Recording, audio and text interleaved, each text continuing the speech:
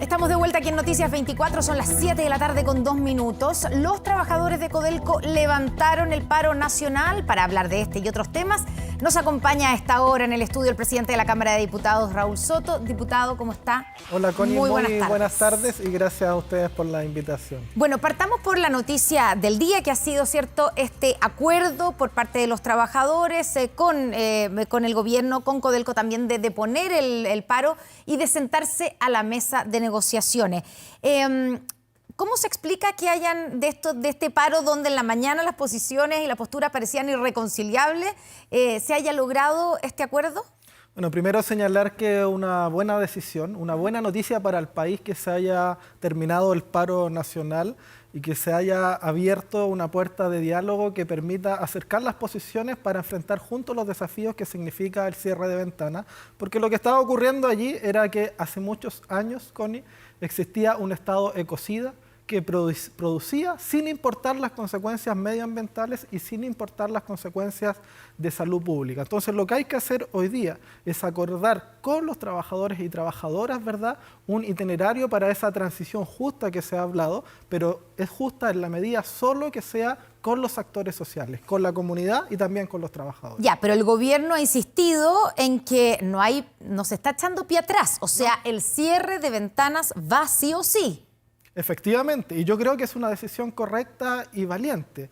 Lo que algunos más bien dijimos en su momento era que el diálogo tendría que haber sido previo. ¿Fue apresurada la forma en que se tomó la decisión? La decisión es correcta, es valiente y la apoyamos, pero nos hubiese gustado que el diálogo con los trabajadores hubiese sido previo, de manera tal de que el anuncio se hubiese hecho cuando ya hubiese existido un acuerdo para la reubicación laboral, para ver qué iba a pasar con la inversión que se va a requerir para llevar esa fundición a otro lado y garantizada, por cierto, por el Estado, y para despejar todas las dudas que lamentablemente tuvimos por estos días. Si eso hubiese ocurrido, no hubiésemos ahorrado como país un día de paro nacional de todos los trabajadores del cobre. Ahora, por eso le vuelvo a preguntar. El anuncio hecho por el propio presidente Gabriel Boric el viernes pasado del cierre de ventanas sin supuestamente haber conversado con los trabajadores, ¿fue apresurado? No creo que haya sido apresurado, pero probablemente le faltó una mesa de diálogo anterior. ¿Ya? Eso yo creo que es importante también señalarlo, ¿no? Y creo que el tiempo nos da la razón. La decisión es correcta, pero tiene que ser esta transición con los trabajadores y trabajadoras y no de espaldas a los trabajadores y trabajadoras. Porque la pregunta que tenemos que hacernos como país es cómo vamos a buscar, Connie, un nuevo equilibrio entre el crecimiento y la producción y el respeto al medio ambiente y la salud de las personas. Y esa transición solo va a ser justa, insisto, si es con los trabajadores y con las comunidades. No se puede imponer un cambio tan radical como el que se está proponiendo. ¿Y a usted le consta que Codelco y el gobierno corporativo de Codelco, digamos, y el presidente de Codelco no habían hablado con los trabajadores? Bueno, probablemente habían conversaciones, ¿verdad? Porque ellos dicen que sí, que habían conversaciones. También en el Congreso, días previos, conversaron con la ministra, con los parlamentarios de Claro, pero estoy hablando del presidente de Codelco, que si bien es una empresa del Estado, tiene un autogobierno, digamos, corporativo. Así es. Que no debiera ser dirigido de la moneda. Eso es lo que se definió hace muchos años. Bueno, yo imagino que conversaciones los directivos de Codelco tienen siempre con sus trabajadores, pero lo que no había era un acuerdo, un consenso, y hoy día, después de un día de paro, se abre una puerta para que ese consenso y ese acuerdo se construya, y eso es lo que tenemos que valorar hoy día, porque yo creo que hay que ser muy prudentes en las decisiones que tomemos. Nuestro país no resiste más conflictividad, ¿verdad? Y por lo tanto las decisiones que tomemos tienen que ir acompañadas del consenso político social suficiente para que sean sostenibles y viables. Hablando de conflicto político, la declaración del ministro de Hacienda ayer, cuando durante el primer día, digamos, de paro, cuando los trabajadores dijeron que estaba todo paralizado, que esto iba a tener un costo de varios millones, ¿cierto?, de dólares, el ministro de Hacienda sale diciendo que no iba a haber un costo, o el costo iba a ser marginal porque no se estaba parando la producción. ¿Fue una declaración, digamos, atinada o terminó siendo una provocación para los trabajadores? Bueno, me imagino que para los trabajadores fue una provocación, pero de cierta manera también los hechos demostraron de que algo de razón tenía.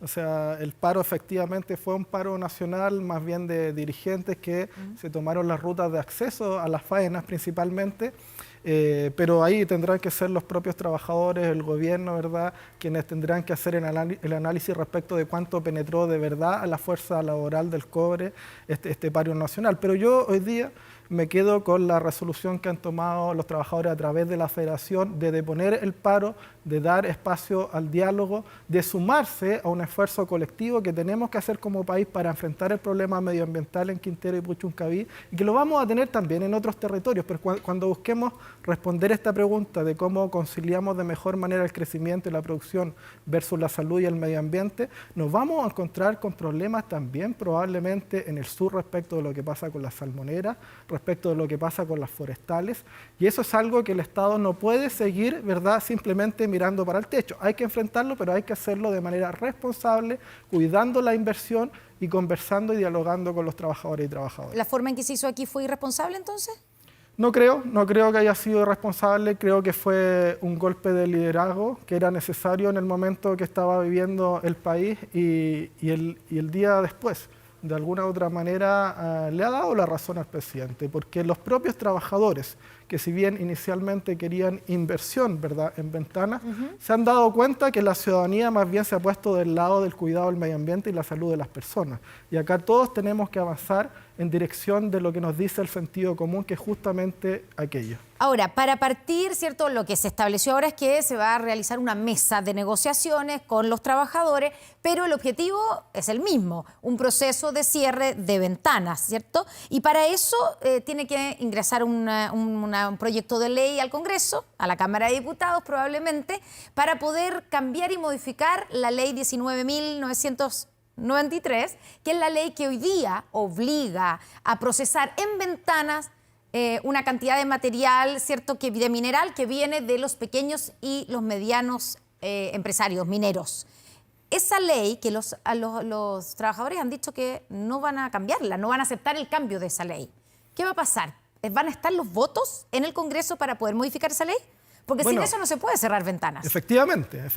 Hasta ahora lo que tenemos es solamente un anuncio de Codelco y un respaldo y voluntad del Ejecutivo, pero mientras no se cambie la ley, a través del voto favorable de la mayoría del Congreso, Cámara de Diputados y Senado, eso no es más que una mera declaración de voluntad, ¿verdad? Y por lo tanto lo que hay que hacer hoy día, y ese es mi llamado al gobierno y a los trabajadores, es lograr un acuerdo político y social. Nosotros le pedimos al gobierno, se lo hemos dicho personalmente a los ministros, que el proyecto de ley que van a enviar para el cierre de Ventanas, o más bien para diversificar, ¿verdad?, el proceso de fundiciones en nuestro país, sea un proyecto que ingrese al Congreso de manera consensuada con los trabajadores. Ya se abrió un camino de diálogo, que ese diálogo esperamos sea fructífero y que no nos lleven, ¿verdad?, a un debate polarizado en el Congreso entre quienes están por cerrar y quienes no están por cerrar, porque creo que esa dicotomía no le hace bien ni al Congreso ni al país. Tenemos que enfrentarlo esto con sentido de realidad, y eso significa que la transición debe ser con los trabajadores. Se debe asegurar dónde se va a hacer esa inversión, en qué condiciones, bajo el amparo de Codelco, del Estado, o se va a permitir, ¿verdad?, o se va a permitir, como algunos tienen dudas legítimas respecto de eventuales privatizaciones. Eso debe ser despejado. ¿Qué va a pasar con la reubicación y la transición laboral de los trabajadores, tanto de Codelco como de los trabajadores contratistas? Eso debe ser absolutamente garantizado, que queden no solamente en las mismas condiciones, sino que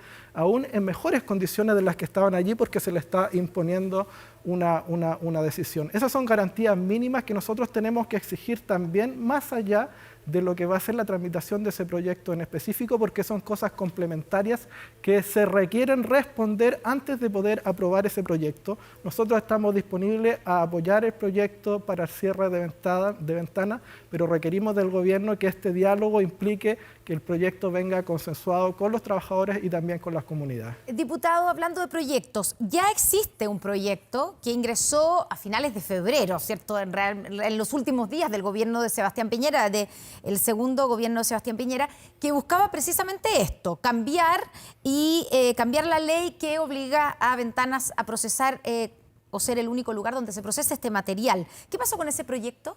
Bueno, ese proyecto quedó ahí retenido en la Comisión de Minería. De hecho, no se ha retirado. No se ha retirado. Ya. De hecho, está allí, se iba a poner en tabla la semana pasada, y fue un poco lo que gatilló esta decisión del gobierno de Codelco y también puso en alerta a los trabajadores. En el caso del expresidente Piñera y su gobierno, eso no prosperó justamente porque había un temor y un miedo de los trabajadores respecto de que eso era una forma encubierta de privatizar Codelco, porque y ante eso, ¿verdad?, no hubo voluntad de avanzar. Porque Entonces, daba la posibilidad de que se fundiera eso, se procesara ese material o en el extranjero o en fundiciones privadas.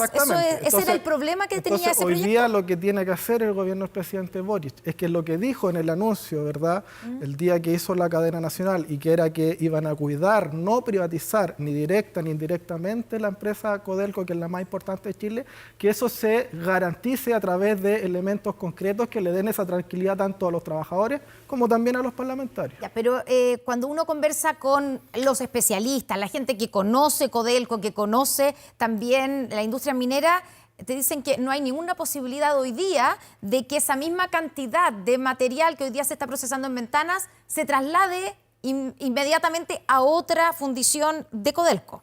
Bueno, por un tema de logística, de transportes, de costos, incluso de capacidad de esas otras fundiciones.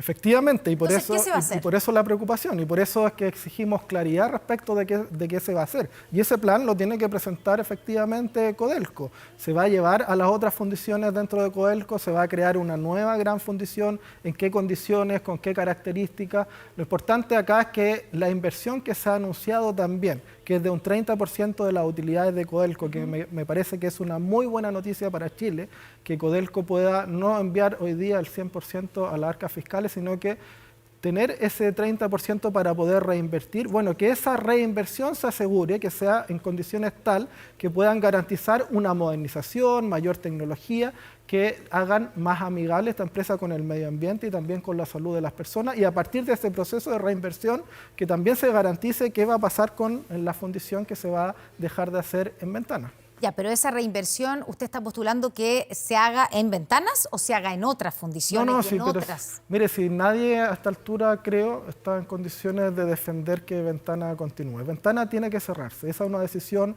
que ya está tomada, al menos en su parte de fundición, otra cosa es la refinería, pero la fundición de Ventanas ya es una decisión de Codelco, del presidente de la República, del gobierno, y que debe ser ratificada por el Congreso, pero yo creo que las condiciones medioambientales y de salud simplemente nos señalan que debe ser cerrada la fundición de Ventanas. Hoy día la pregunta es, bueno, ¿cómo hacemos esa transición? ¿Cómo aseguramos efectivamente que ese proceso, que ese trabajo se realice en buenas condiciones en otro lado y con todas las garantías que requiere el cuidado del medio ambiente y la salud de las personas? Y esa es la pregunta que tendrán que responder hoy día Codelco y el gobierno para que este proyecto que se va a tramitar en el Congreso pueda ver la luz. ¿Usted sabe cuándo debiera entrar ese proyecto al Congreso? Bueno, nosotros esperamos que pronto. Yo entiendo que el gobierno tiene bastante avanzado, digamos, al menos en términos de propuesta legislativa el proyecto, que lo ha trabajado con Codelco y con Enami, pero lo que estaban esperando era una definición de los trabajadores para involucrarlos en este proceso y para que ellos también puedan opinar respecto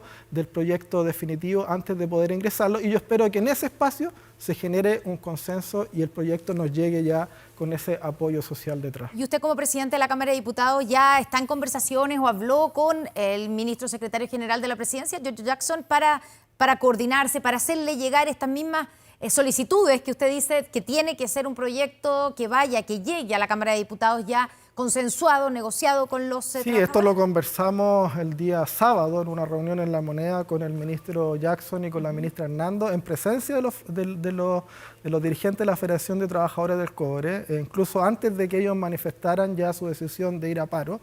Nosotros le transmitimos que la voluntad del Congreso es colaborar en este esfuerzo, pero siempre y cuando se hiciera de la mano de un consenso, por cierto, con las comunidades de Quintero Puchuncaví y también con los trabajadores de Ventanas y de Codelco en general. ¿Y qué le respondió el ministro? Que esa era la voluntad también del gobierno y que iban a hacer los esfuerzos de lograr ese acuerdo y ese entendimiento, y yo espero que todo nuestro esfuerzo esté enfocado por estos días en eso y que el anuncio del proyecto de ley y su presentación sea, ojalá, con los ministros, con el gobierno, con el Poder Legislativo, ¿verdad? Senado, Cámara de Diputados, pero también con los trabajadores y trabajadoras y también con las comunidades de Quintero y Puchuncaví.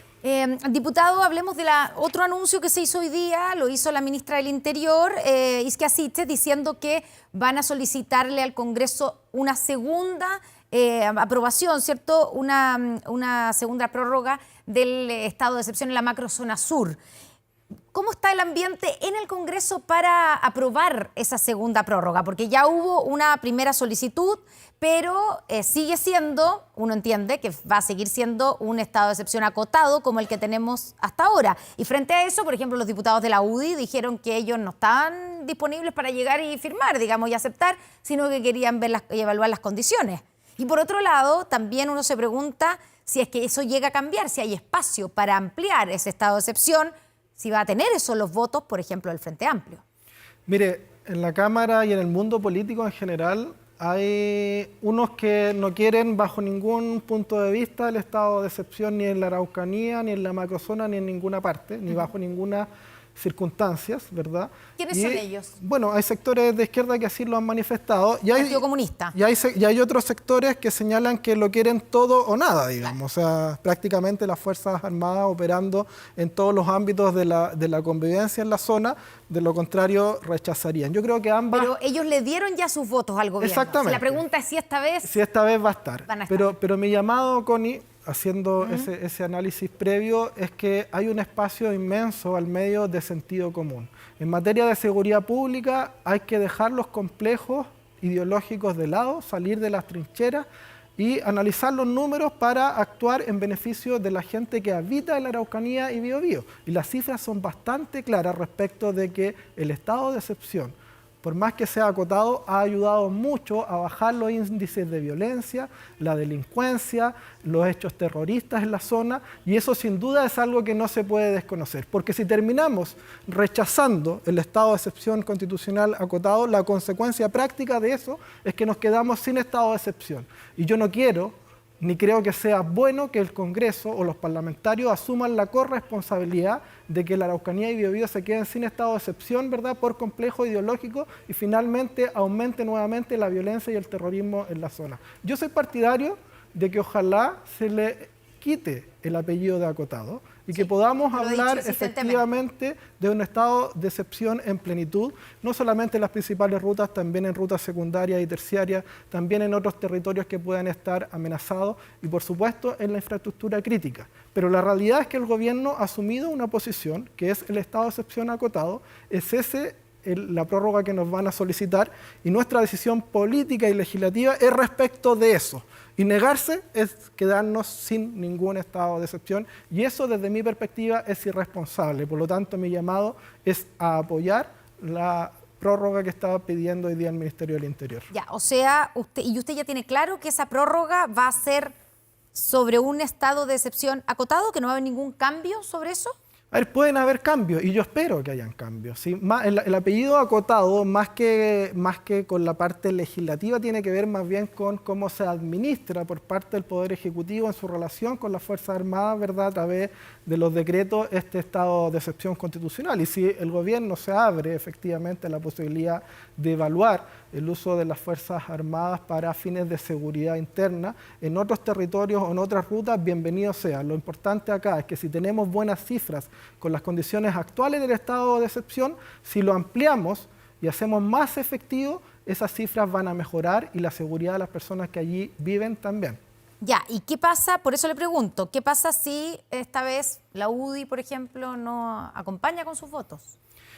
Yo creo que van a acompañar. Yo estoy seguro que van a sentir el peso de la responsabilidad que les corresponde y haciendo la crítica respecto de que esto debiese ir más allá de lo acotado, van a terminar aprobando porque, insisto, la responsabilidad no puede ir por encima de complejos ideológicos que tengan ¿verdad?, cada uno de los parlamentarios o las bancadas. Acá, si nos quedamos sin estado de excepción, simplemente la desprotección es para la gente que allí habita, y yo no creo que ni la bancada de la UDI ni ninguna otra vaya a asumir el día de mañana ese costo y esa responsabilidad. Es el mismo mensaje que le hace, digamos, a la UDI, se lo hace también al Partido Comunista o algunos sectores del Frente Amplio que han estado en contra del estado de excepción. Pero por supuesto, si yo he sido bastante claro, Connie, en señalar que la centroizquierda debe actuar sin complejos en materia de seguridad. Acá hay que actuar con pragmatismo, con sentido común. Estamos en una crisis de seguridad pública donde o nos ponemos los pantalones o simplemente vamos a dejar que este país y su destino se vaya a cualquier lado y sigamos el ejemplo de países extranjeros que no queremos seguir el ejemplo, como por ejemplo México, Colombia u otros países que han seguido una suerte de escalada de violencia que ha sido muy difícil de contener en el tiempo. Entonces tenemos que abocarnos a este problema, dejar los complejos ideológicos de lado y tratar de buscar acuerdos para solucionarle los problemas a la gente y darle seguridad. Diputado, ¿cómo está la relación de su partido, del Partido Socialista, con el ministro Giorgio Jackson? PPD es mi partido. Tiene toda la razón. Pero ¿cómo está su relación con el ministro Bien, Giorgio ha Jackson? mejorado. Y es el encargado, expliquemos, de la relación con el Congreso a nombre del gobierno. Sí, ha mejorado bastante la relación. Creo que el gobierno ha sido mucho más proactivo en materia de agenda legislativa. El ministro Jackson no solamente está actuando a través de la SECPRES, sino que también se ha hecho acompañar de los ministerios sectoriales, ¿verdad?, que van más regularmente al Congreso, se reúnen con las bancadas y tratan de impulsar su agenda legislativa y política, ¿verdad?, programática, también en función de los intereses y las visiones de los parlamentarios, y eso es muy positivo. Obviamente que han existido problemas de comunicación, han existido problemas de coordinación, y eso se debe seguir corrigiendo. Lo que pasó ahora hace poco con el Partido Socialista es una prueba también de que sigue faltando un poco más allí. ¿Y a quién le sigue faltando? ¿Por qué? ¿Qué es lo que pasa? ¿Y por qué han habido tantas críticas al trabajo del ministro Jackson?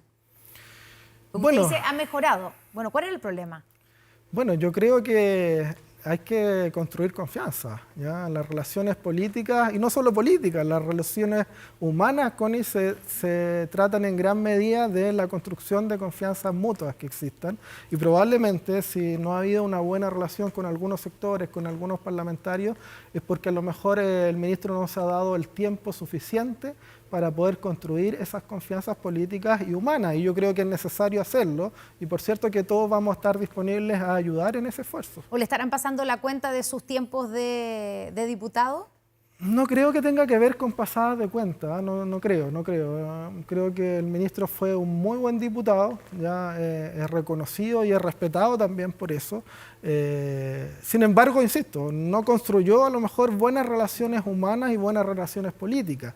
Y eso es la labor de un ministro de la SECPRES, donde las relaciones políticas y humanas se tienen que dar todos los días para la construcción de esas confianzas y de las mayorías que se requieren. Obviamente que es algo que puede jugar en contra, pero yo creo que se puede efectivamente recuperar y que el tiempo perdido de aquí en adelante pueda ser también corregido de alguna manera para que la labor legislativa se pueda desarrollar en condiciones de mayor unidad, sobre todo de las dos coaliciones que forman parte de la base política del gobierno del presidente Boric. No ha sido fácil la convivencia entre estas dos almas de la coalición de gobierno, ¿no? Lo que pasa es que falta una estrategia y un diseño político detrás, Connie, y ahí una crítica al gobierno y también a los partidos que forman parte de la estructura y la base política del gobierno. ¿Qué es lo que le falta al gobierno? Una estrategia, un diseño. Somos dos coaliciones. ¿Cuáles son las características de ambas coaliciones? ¿Cuáles son sus identidades? ¿Cómo conversan? ¿Cómo se coordinan?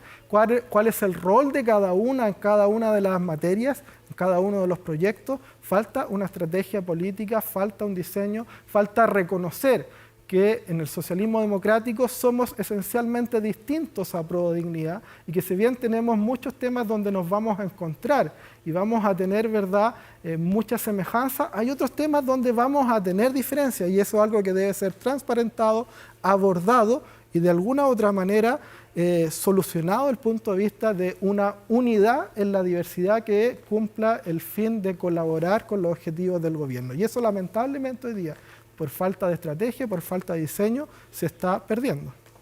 Diputado Raúl Soto, presidente de la Cámara de Diputados, muchas gracias por estar con nosotros aquí en Noticias 24. Muchas gracias a ti, Connie. Muy buenas tardes.